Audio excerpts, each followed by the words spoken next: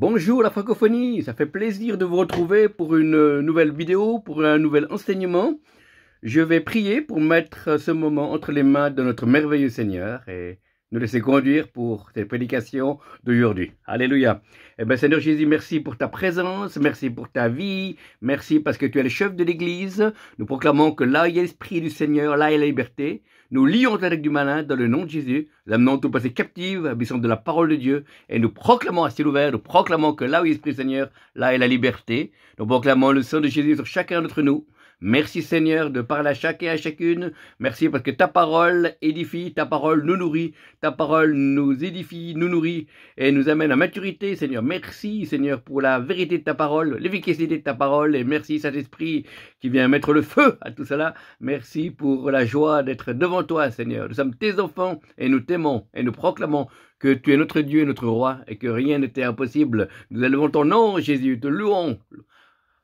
Alléluia, gloire à toi, celui qui est, qui était et qui vient de toute éternité. Sois béni, alléluia, gloire à Jésus, gloire à notre Dieu, gloire à Jésus, gloire au roi des rois, Maranatha, alléluia, gloire à Dieu. Super, amen. Jésus est vivant, Jésus règne, Jésus est sur son trône, il est au ciel, on est sur terre, on est ses enfants, on est limité, lui il est illimité. Alors le titre de ce message d'aujourd'hui s'intitule « La préparation de l'épouse ».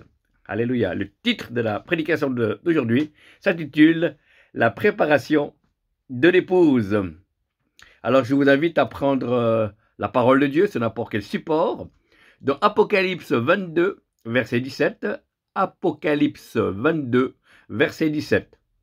Et l'esprit et l'épouse disent « Viens, viens, que celui qui entend qui dise « Viens », et que celui qui a soif qu'il vienne, et quiconque veut de l'eau vive en prenne, sans qu'elle lui coûte rien. »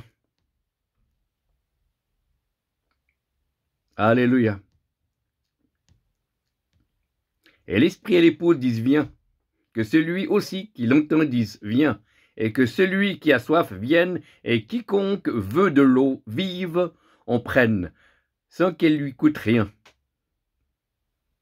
Tout est accompli, Jésus a tout accompli pour l'Église, tout accompli pour toi et pour moi. L'Esprit et l'épouse, l'Esprit et l'Église. C'est magnifique, un mystère, une gloire. Alors aujourd'hui, on va voir... préparation à l'épouse. 3 points qui m'ont sauté aux yeux quand j'ai préparé ce message. Le premier point pour préparer l'épouse qui est l'Église, qui est à la fois nos vies individuelles et le corps de Christ réparti sur la surface de la terre. Gardez la foi. Jésus va chercher une Église vivante, pas une Église moribonde. Une église vivante, pas une église moribonde. Et pour cela, il y a le premier point, c'est garder la foi. L'église, en tant que personne individuelle, en tant que communauté régionale, en tant que corps de Christ sur la terre, nous devons garder la foi. Sans la foi est impossible de plaire à Dieu. Sans la foi, il n'y a pas d'action. Et ce n'est pas une attente bête et passive du retour de Jésus. Non, c'est une attente active. Une attente active dans la joie, de la perspective de le retrouver, qui vient nous chercher, que ça soit dans 1 mois, 1 année, 10 ans. Que sais-je? Mais c'est l'état d'esprit qui compte. C'est garder ce feu, ce zèle pour la maison de l'Éternel. Et pour que cette église que Jésus vient chercher soit vivante et glorieuse, il faut qu'elle demeure dans la foi. La foi de la confiance en Dieu. La foi dans qui elle est, son identité en tant que fils et fille de Dieu. Nous sommes tous des pierres vivantes, rejetées par les hommes, mais combien précieuses devant Dieu. Dieu est l'auteur de salut. Dieu a inventé l'Église, donc l'Église n'est pas dans l'échec. Amen. Nous pouvons être dans l'échec individuellement, ou peut-être une communauté pour un temps, mais nous sommes plus que vainqueurs par celui qui nous a aimés. Et si nous rentrons de les œuvres préparées d'avance, nous pourrons marcher de gloire en gloire, de victoire en victoire. Ici-bas, nous ne cherchons pas la perfection, mais nous cherchons à être à l'écoute de Dieu. Nous cherchons à servir Dieu, à garder la foi communautaire et individuelle. Cette foi qui nous permettra d'être prêts pour le retour de Jésus. Puisque Jésus a dit, dans la Bible, c'est marqué, Quand je reviendrai, trouverai-je encore la foi sur la terre. Amen. Les enfants de Dieu sont les gardiens de la foi, sont les praticiens de la foi, lisent la parole de la foi qui est la Bible, la proclament, la méditent, agissent d'après ce qui est marqué. Quelqu'un a dit, on n'utilise pas la Bible, mais c'est la Bible qui l'utilise. Amen. D'ailleurs, la Bible est le seul livre au monde qu'on lit depuis des siècles où l'auteur est toujours vivant. Garder la foi. Ça signifie que l'Église doit prier, doit louer par la foi, doit prier pour les malades, doit évangéliser. Plein de choses à faire dans la joie, non la contrainte, être guidé par l'Esprit, garder la foi. La foi est un muscle, hein, si on ne l'utilise pas, il s'atrophie. Il est toujours là, on ne peut pas l'enlever, mais il lui manque la vigueur, il lui manque la véracité. Et la foi est le premier moyen par lequel l'Église reste vivante. Pas faire des programmes, mais garder la foi dans les Écritures, agir, donner, aimer, baptiser, évangéliser, louer, former des nouveaux responsables, former des nouveaux chantres, créer des nouveaux chants, faire des œuvres sociales pour ceux qui s'appelaient à le faire, multiplier les groupes de prière, chacun puisse garder la foi.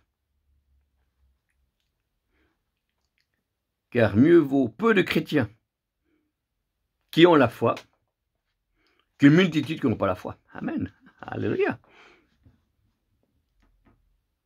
Dieu délivre avec un petit nombre comme un grand nombre. Ça, c'est le premier moyen pour préparation de l'épouse. L'épouse a gardé la foi. Deuxième point qu'on va voir maintenant, c'est l'équipement des fidèles. Une fois que l'Église demeure de la foi, l'équipement des fidèles. C'est-à-dire que le fait d'être sauvé ne veut pas dire qu'on est formé. Sauvé ne veut pas dire formé. On est sauvé de l'enfer, nous sommes inscrits dans le livre de vie, et personne ne peut nous ravir de la main du Père. Alléluia. Mais tout le monde n'est pas formé. Formé au combat spirituel, formé à rentrer dans cet état d'esprit du royaume, formé à pardonner, formé à donner, formé à s'engager, formé à servir. Équipement des fidèles, leur donner des modes d'emploi, les encourager dans leurs dons spécifiques. Quand j'ai fait l'école de recrue en Suisse, on m'a donné un fusil, on m'a montré où il y avait des cibles. Maintenant, je ne suis pas un super soldat, mais j'ai appris comment démonter un fusil, comment juste à le remonter, et qu'il soit en état de marche. Même si je n'étais pas doué au tir, moi je sais où il y a un cran d'arrêt, pour la sécurité, je sais comment viser et tirer, essayer d'atteindre une cible. Ils ont même donné une grenade, pour savoir quel effet ça fait de lancer une grenade, dans une clairière où il n'y avait personne. Eh ben, ça fait boum, mais ça donne une idée. Voilà, on ne fait pas d'où des combattants, ça fait des personnes qui ont essayé de s'exercer. Que si jamais un jour on doit défendre le pays, eh ben, on est en face de quelque chose qu'on a déjà fait. Et c'est la même chose spirituellement. On doit préparer les chrétiens, équiper dans les dons de l'esprit, savoir comment ça fonctionne. On doit encourager le combat spirituel, dans le renoncement, dans la délivrance. On doit les faire grandir, les encourager à lire la Bible. Équipement des saints, donné particulièrement par les ministères qui sont là pour équiper les saints, hein. Les ministères d'apôtres, de prophètes, d'évangélistes, pasteurs et docteurs, sont là pour le perfectionnement des saints. On veut de l'œuvre, du ministère. Amen. Éphésiens 4. Relisez Éphésiens 4. Fantastique. Les ministères ne sont pas là pour tout faire, mais les ministères sont là pour mettre les autres au travail. Les ministères ne sont pas là pour conduire l'Église, les ministères sont là pour montrer le caractère de Christ, montrer la puissance de Christ et la grâce de Christ. Amen. Alléluia. Les ministères, par leur expérience de vie, sont là pour encourager les chrétiens à lire la Bible. Un enseignant, par contre, donnera envie à nous, chrétiens individuels, de lire la Bible, ou d'écouter des messages, ou d'approfondir certains passages, ou de lire la Bible dans une ou plusieurs autres traductions, qui est très enrichissant. Un évangéliste encouragera les gens à partager la foi, sous une forme ou une autre, soit en donnant des traités, soit en invitant des gens, soit en téléphonant. Et il y a 1001 moyens que les évangélistes ont reçus. Ils les encouragent. Le prophète nous apprendra à grandir dans les dons d'esprit, à écouter la voix de Dieu, à affiner. Ça ne fera pas de nous tous des prophètes, mais des gens qui prophétisent, des gens qui exercent les dons et qui sont utiles pour les autres. Les dons sont là pas pour nous-mêmes, pas pour se faire un nom, les dons sont là pour le bien des autres. Amen. Il y a plus de joie à donner qu'à recevoir. Mettez au service des autres les dons que vous avez reçus, nous dira la parole de Dieu. Donc le premier point, c'est avoir la foi pour l'épouse. Deuxièmement, équiper les fidèles.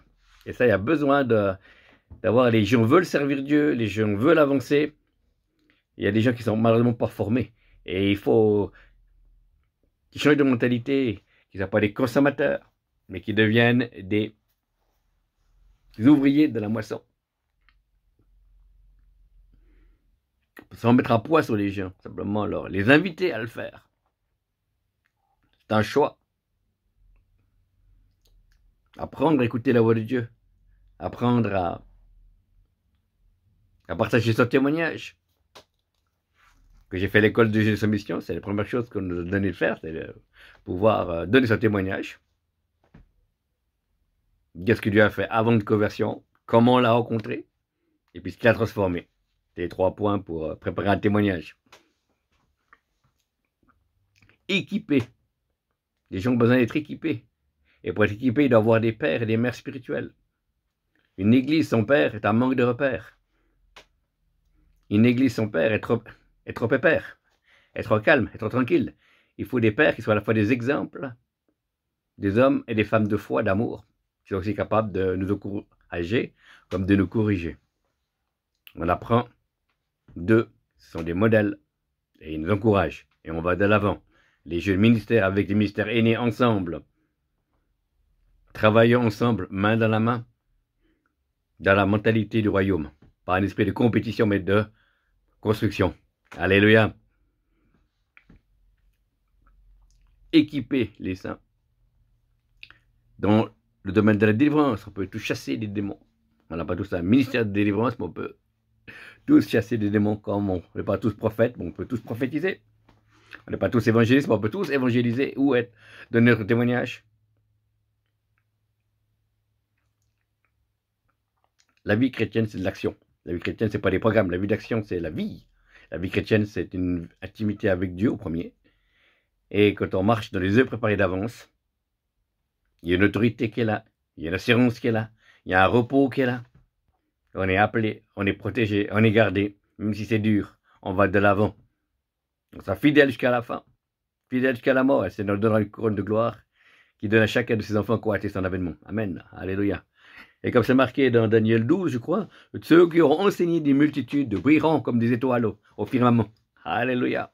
Il y a des responsables, des responsabilités pour les hommes et les femmes de Dieu et une récompense qui est prévue. Amen. Car Dieu n'oublie pas tout ce qu'on a donné pour l'évangile, tout ce qu'on a, l'engagement pour les autres. Dieu nous rendra, nous donnera une récompense en son temps voulu. Mais pour l'instant, on est sur terre. On est là pour nous encourager, on est là pour garder le cap, on est là pour avancer, pour donner envie aux autres de connaître Dieu, aux autres de servir Dieu.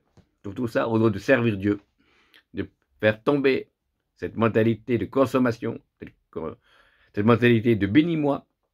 Non, Dieu n'est pas à notre service, frères et sœurs, c'est nous qui sommes au service de Dieu. Dieu agit, Dieu fait tout. Il y a la grâce, il y a la Bible, il y a les outils, il y a les dons d'esprit. On a développé aussi les fruits de l'esprit. Tout cela, c'est une formation. Du caractère aussi. Car Dieu veut aussi travailler notre caractère. Il s'intéresse à l'extérieur du vase comme à l'intérieur. L'extérieur pour les actions spontanées, répétées spontanément, et l'intérieur du vase qui a besoin de sanctification, de repentance, de repos. C'est passionnant de servir Dieu. C'est passionnant de le connaître. On ne vit pas tous les jours des miracles, mais tous les jours on peut vivre sa présence. Amen. On ne voit pas tous les jours la puissance de Dieu en action, mais tous les jours on peut avoir accès à son amour. Tous les jours on peut être dans l'intimité. Tous les jours on peut le contempler. Comme de David, dès le matin je contemple ton visage. Avant l'aurore. Amen. Pouvoir s'attendre à Dieu, c'est une chose. Préparation de l'épouse, garder la foi, 2, équipement des saints, et 3e, servir et les hommes et Dieu. Amen. Voilà, une église, une épouse qui est vivante, à garder la foi. On peut former les gens pour l'équipement des fidèles, mais après, il faut que les gens se mettent en marche. Amen. Il faut que des groupes se mettent en marche dans l'église, avec un grand E comme un petit E. Il faut que des leaders se lèvent. Il faut servir Dieu et les hommes. On ne peut pas vraiment servir Dieu sans servir les hommes, et on ne peut pas servir les hommes sans servir Dieu. Hein? Amen. L'équilibre, c'est servir Dieu et servir les hommes. Parce qu'en donnant, en servant, ça nous fait grandir de la foi, ça nous fait garder l'humilité, ça nous fait prier pour demander la grâce de Dieu et l'aide de Dieu, qui nous l'accordera sûrement. On peut demander sa sagesse, on peut demander de l'aide, on peut demander l'aide et des conseils de personnes aînées dans la foi. Louange et gloire à Dieu. C'est fantastique de pouvoir servir Dieu dans l'enseignement, dans le prophétique, dans différents domaines, les dons de l'esprit. Une relation à la fois verticale avec Dieu, horizontale avec les hommes. Servir Dieu et les hommes. C'est beau. Quand on donne, on est renouvelé. Quand on donne, on est rafraîchi. Quand on donne, on reçoit. La Bible dit que celui qui arrose est lui-même arrosé. Amen. Les jeunes gens et les jeunes filles se fatiguent, mais ceux qui se confient à l'Éternel prennent un envol comme des aigles. Amen. Ils renouvellent nos forces pendant la marche. Pendant la marche, pas pendant qu'on est immobile, pendant la marche. En servant Dieu. En servant Dieu et en servant les hommes, on apprend aussi à connaître Dieu. Et le peuple qui sera fort, c'est celui qui connaîtra son Dieu. Servir Dieu et les hommes. Par des services, par des prières, par des conseils, par l'exercice des dons de l'esprit, par les enseignements. En mettant le contact des ministères ou des frères et sœurs ensemble. Ou de collaborer avec différentes églises, avec différents serviteurs de Dieu. Apprendre à être encadré, après pouvoir encadrer des autres. Apprendre à voir où nos dons, où nos ministères ont des limites, pour ne pas empiétrer sur le ministère du frère, ou de la sœur qui est à côté de nous. Respecter ce que les autres ont reçu, leur couleur et comme ils le font. Accepter que les choses le font différemment, donc ça reste dans les normes bibliques. Il n'y a pas de problème pour moi.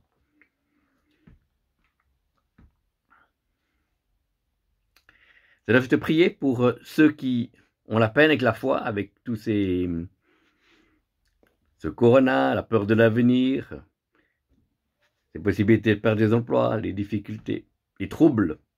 Alors je prie, Seigneur, que pour ces frères et sœurs qui passent par un temps de trouble, qu'ils puissent garder dans la foi, comme c'est marqué Jude, celui qui a le pouvoir de nous conserver, de nous garder, jusqu'à la fin. C'est Dieu. Alors c'est là que tu gardes ces frères et sœurs qui ont peur de ne pas être dans la foi, et qui puissent lire la Bible, parce que la foi vient ce que l'on entend, ce que ça vient de la parole de Dieu. Que l'Église de la francophonie puisse rester dans la foi dans le nom de Jésus. Soyez bénis dans votre marche de foi, dans le nom de Jésus. Soyez bénis dans votre relation avec Dieu.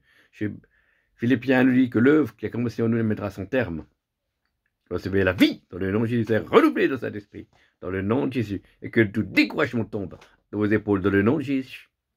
Équipement des fidèles pour ceux qui ont besoin d'enseignement, ont besoin de recevoir les dons de l'esprit, ont besoin de conseils, de direction ou de réprimande, qui puissent trouver les personnes aptes à pouvoir leur donner ce qu'ils ont besoin, principalement dans l'église locale ou extérieure s'il n'y a pas. Et que les gens puissent être équipés, qu'un maximum de chrétiens puissent être équipés pour pouvoir rentrer dans le service pour Dieu. Et pour ceux qui Je prie, Seigneur, pour ceux qui ont besoin d'équipement, qui ont besoin d'enseignement, qui ont besoin d'attouchement de toi, Seigneur, que tu leur donnes, car tu continueras d'appeler encore des gens au ministère d'apôtres, de prophètes, d'évangélistes, de docteurs et enseignants, jusqu'à ton retour, ou des personnes aussi anciens, chantres et autres. Alléluia, merci Seigneur pour tous les ministères cachés, ministères publics. Tout cela vient de toi. Tu agis dans l'Église et hors de l'Église, au travers de tes enfants, à différents postes. Dans le nom de Jésus, Seigneur, nous bénissons chacun qui puisse être équipé pour pouvoir être un chef de 5, un chef de 10, un chef de 50, un chef de 100, un chef de 1000. Alléluia. Servir Dieu et les hommes, c'est-à-dire que ceux qui ont arrêté de servir pour commencer à servir. Ceux qui servaient Dieu et les hommes, et la mauvaise état d'esprit qui puisse changer d'état d'esprit et continuer à servir. Que tu nous protèges, tout ce qui est dans l'activisme, qui puisse continuer à servir avec un autre état d'esprit. Tous ces gens puissent recevoir de toi maintenant, ni par force, ni par puissance, par l'Esprit du Seigneur, dans le nom de Jésus. Dans le nom de Jésus. Le Seigneur dit, je reviens bientôt, je suis l'histoire brillante du matin, je suis l'alpha et l'oméga, je suis celui qui tient les clés des séjours des morts, je suis celui qui a toute autorité sur toutes les nations, sur tous les fléaux, sur tous les virus, je suis le roi des rois, je suis l'Éternel des armées. Je reviens bientôt. Mon Église, tu peux savoir tout l'amour que j'ai pour toi. Oh, si mon Église pouvait comprendre les dimensions spirituelles que j'ai prévues pour elle. Ouvre ton cœur, ouvre tes yeux. Regarde avec ton cœur plus qu'avec ta tête. Reçois mes paroles, reçois mes révélations, reçois mes ministères, reçois ma consolation, reçois ma délivrance, Église que j'aime, Église des nations que j'ai choisie, que je chéris, que je connais, que je veux étendre les limites, l'espace de leur tente. Je veux répandre sur eux cet esprit de la première et de la dernière saison. Je veux répandre mon feu, je veux répandre mon amour, ma passion. Église de francophonie, je t'aime. Église de francophonie, tu es sur mon cœur. Église de francophonie, relève-toi. Ta délivrance est proche. Prépare-toi. Relève la tête, ma belle. Relève la tête, Église. Relève la tête. Je reviens bientôt. Mais avant que je revienne, il faut que tu te prépares. Que tu te prépares à recevoir mon onction, à recevoir ma vie, à recevoir mon pardon, à recevoir ma puissance, à recevoir ma gloire. Car je suis un Dieu de gloire, je n'ai pas changé.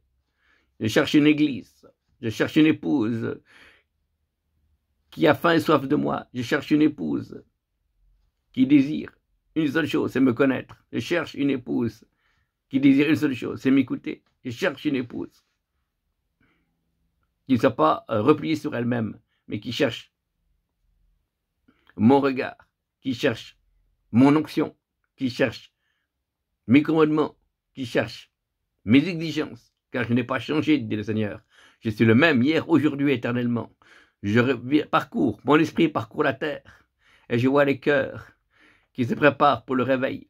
Alors, ouvre ton cœur, continue à aimer, continue à pardonner, continue à donner, continue à servir, et j'ouvrirai pour toi les écluses des cieux. Ne crains pas, te dit le Seigneur. Amen. Alléluia, gloire à Dieu. Merci Seigneur pour ta sainte présence. Louange et gloire à ton nom. Alléluia. Merci Seigneur. Dieu de vie, chef de l'Église. Si toi tu es responsable de l'Église, si tu es pasteur ancien ou responsable de l'Église et que tu passes par un temps de découragement, sache le Seigneur est là en te disant je suis avec toi, je t'aime, je t'ai choisi, je t'ai établi. Va de l'avant. Laisse-toi aimer, remplis-toi de mon esprit. Je n'ai pas retiré l'onction sur toi, viens te remplir tout à nouveau. Je t'aime, tu as toujours ma confiance. Marche dans mes voies, marche par la foi. Reçois ma vie, reçois ma puissance, reçois ma passion, reçois mon autorité, te dit le Seigneur. Dans le nom de Jésus. Amen.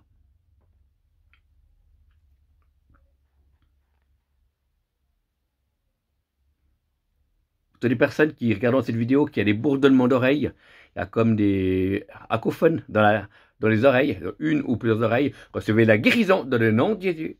Et celui qui envoie sa parole et les guérit dans le nom de Jésus. Que toute infection dans la bouche soit guérie dans le nom de Jésus. Que tout problème de dos soit guéri maintenant dans le nom de Jésus. Que tout problème d'asthme soit guéri dans le nom de Jésus. Que tout problème de diabète soit guéri dans le nom de Jésus. Que tout problème d'anorexie soit guéri dans le nom de Jésus. Que tout état d'esprit, de peur, de crainte, soit brisé de vos vies dans le nom de Jésus. Et nous proclamons que de l'esprit de force, d'amour, de puissance et de sagesse. Recevez la vie dans le nom de Jésus. Je bénis l'Église de francophonie. Je bénis les frères et sœurs parmi les nations. Que le Seigneur vous bénisse. Que le Saint-Esprit vous dérange. Et qu'une nouvelle pluie de l'arrière-saison puisse vous toucher. Et vous faites relever la tête. Et rentrer dans cette moisson qui est annoncée. Et qui va bientôt venir. Je vous bénis. Et que la paix de Dieu, qui surpasse toute intelligence, puisse garder vos cœurs et vos pensées à Jésus-Christ. Dans le nom de Jésus de Nazareth. Soyez bénis. Shalom. Et bonne fin de semaine. À vous.